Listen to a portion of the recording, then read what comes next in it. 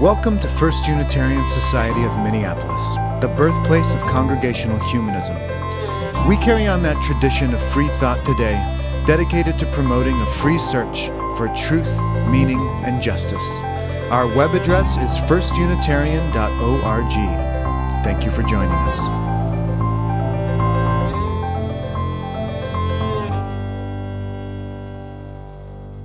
So the first law of thermodynamics. How are you feeling about energy these days? Do you have any of it? You know, there's another kind of energy that the laws of thermodynamics address, and that's negative energy, or the energy or the energy that gets transferred out of a system. I think that's kind of like the action that stopped the ball on the pendulum. It'd been hot with movement, and when it stopped, the heat left it. And that heat, the energy was gone. And I can imagine that some of you are feeling like the energy has been sucked out of you lately, like you're unable to move. I'm no scientist, I'm certainly not a physicist. Still, I can find some solace in the understanding that energy, or for our purposes what we might call life force, can neither be created or destroyed. Energy cannot be created or destroyed, only transformed.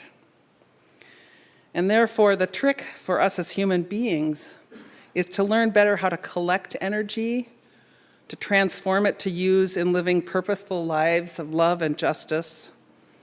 And when we've used it up, to find ways to gather it again so that we can restore our energy for the work that we have to do.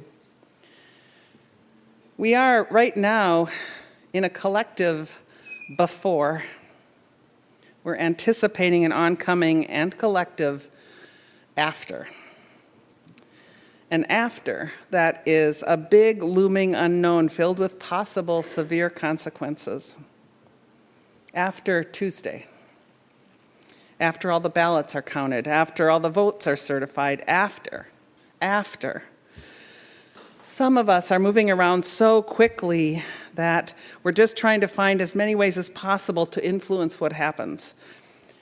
And so others are finding that their energy is really dissipating, making it really hard to concentrate or get anything done. And some are frozen in place, unable to move, incapacitated by fear and anxiety. Our nerves are frayed. Our behavior is erratic and unpredictable. And however you're responding, I don't think it's a stretch to say that these are dark days, a time when it can really feel like it's all hopeless.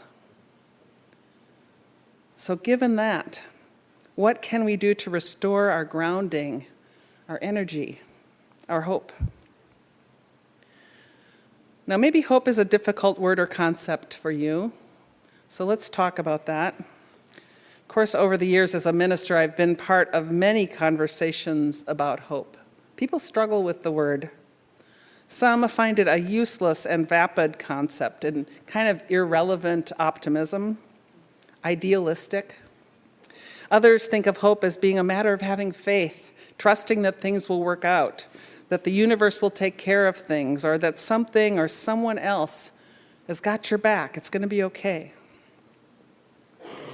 Well, my take on hope has been informed by two different activist authors.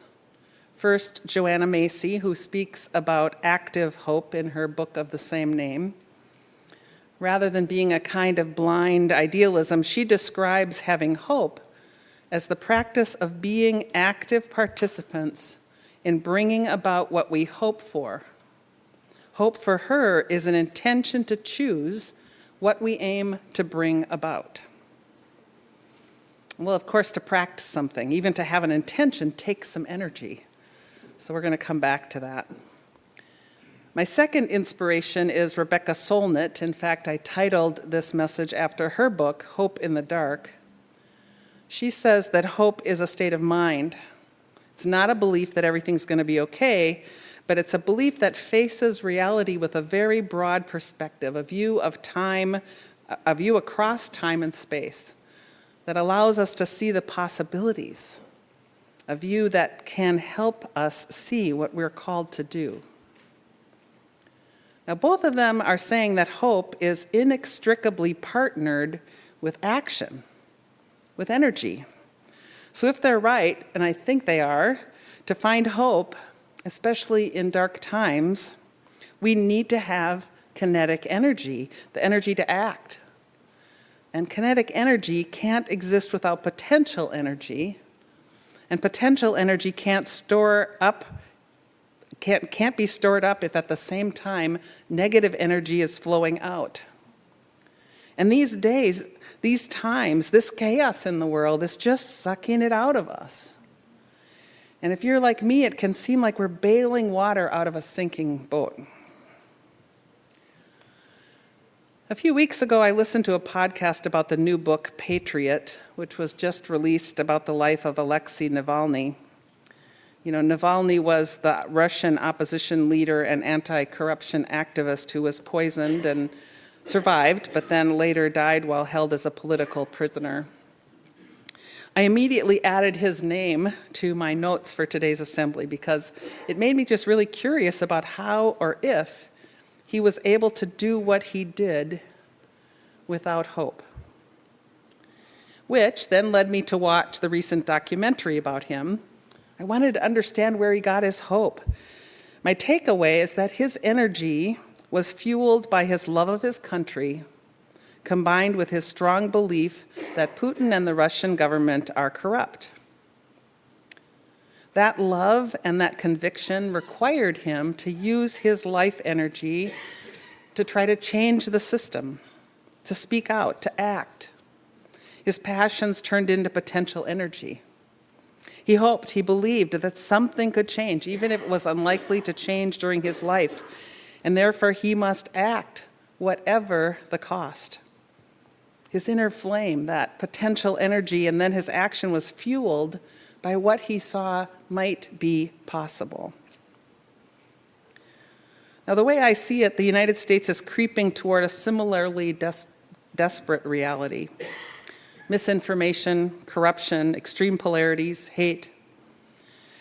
But it doesn't have to continue in that direction, because what also exists are those who, like Navalny, are standing up for what's right, people who are choosing love and stepping back. And by stepping back to take a look at how the arc of the universe has actually been bending toward justice over time, they are seeing what is possible. And those people are people like you, people who act, even if what we dream doesn't come to fruition in our lifetimes. One of my favorite quotes comes from the Talmud, and that quote is, "Do not be daunted by the enormity of the world's grief. Do justice now, love mercy now, walk humbly now. You are not obligated to complete the work, but neither are you free to abandon it." Unquote. We must act. We can't abandon the project. Even when there are so many things that suck our energy, so many things that are seemingly hopeless, so that we become despairing. But I think there's something about knowing that you don't have to do it all, that you can't fix it all, and that even all of us together can't build a perfect world.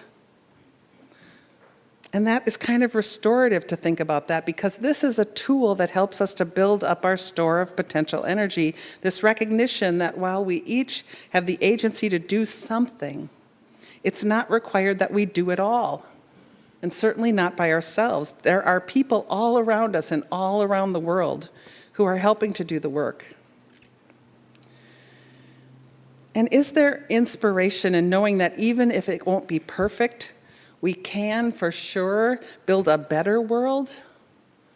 Even though it seems to move further and further away with every step we take toward it, a vision of a better world just keeps us moving on, one foot in front of the other.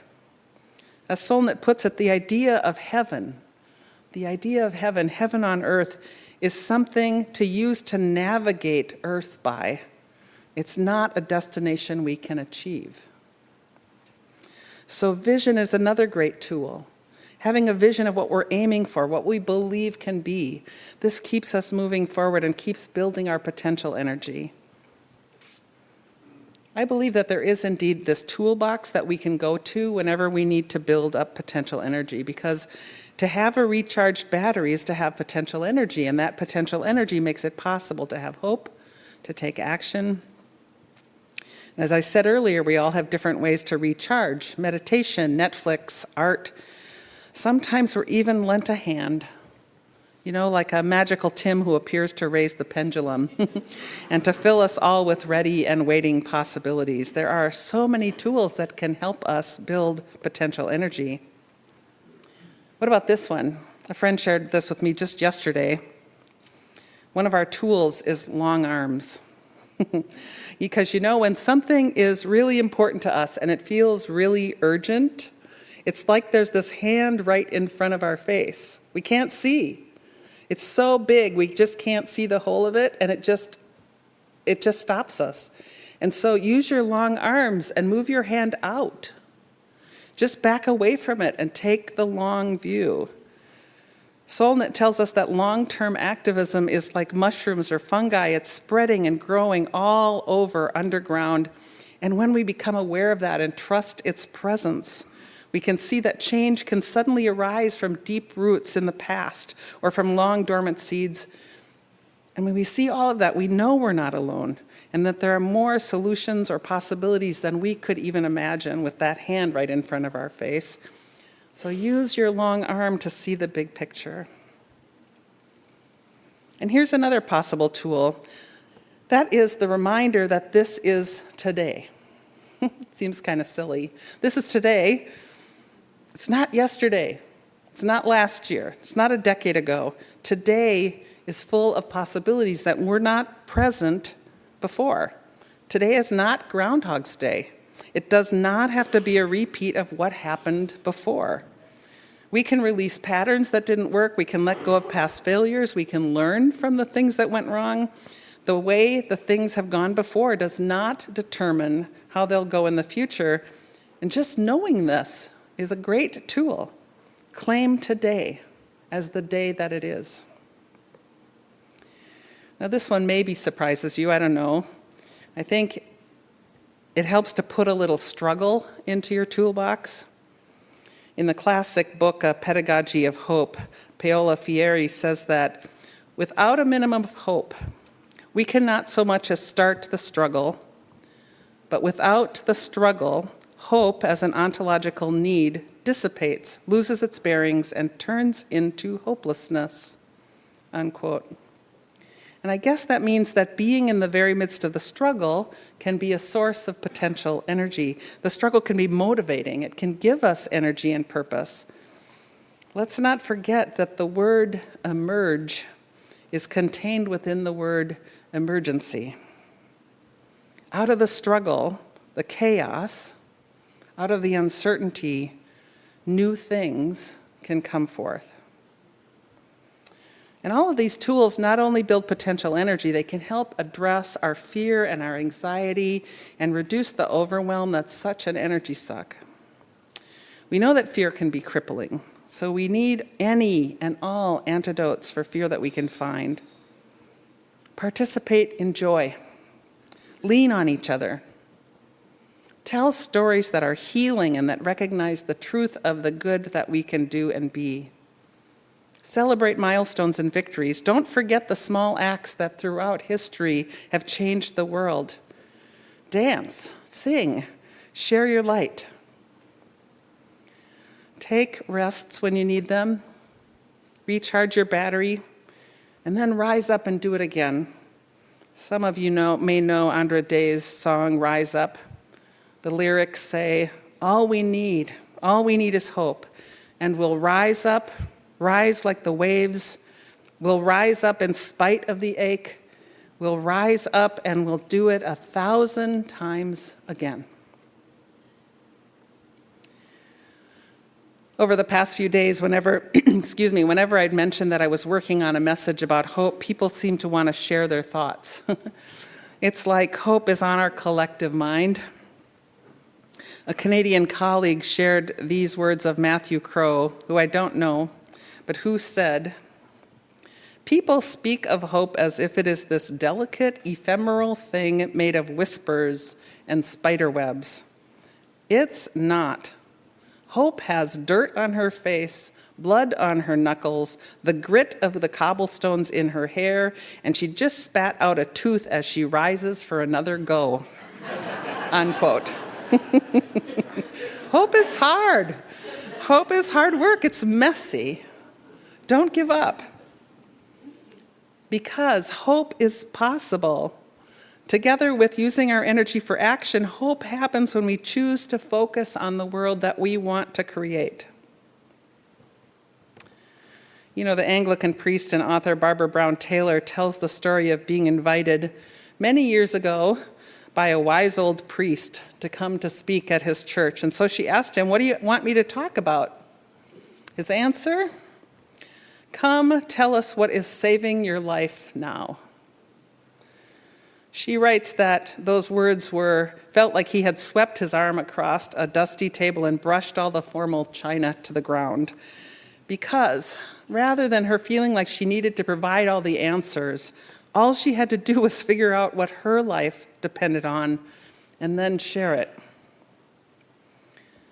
When we know what our life depends on, what matters most, I believe that's when we find hope in the dark, because that knowledge will always motivate us to keep going, to turn to each other for support, to get out our toolbox and to keep up the struggle, to refuse to give up, even when it seems hopeless. And so, in the days ahead, whatever happens, know that your life matters, that what you choose to do with your energy matters, that how you spend that energy matters, and what we do together matters greatly. These things are always undeniably true. There is hope in the dark. There is. So be it.